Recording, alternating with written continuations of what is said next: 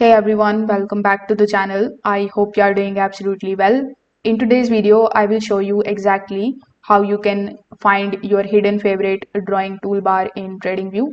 So if you are interested in purchasing the Tradingview subscription, if you are looking for the discounts, look no further because with the link that is given in the description, you will be able to avail this 80% off offer on all of the subscriptions. Plus you will get 1 month absolutely for free. So if you are interested in this deal, make sure that you hurry up and check out the link in the description. Now here on tradingview.com, you need to click on the option of products in order to launch the chart in front of you.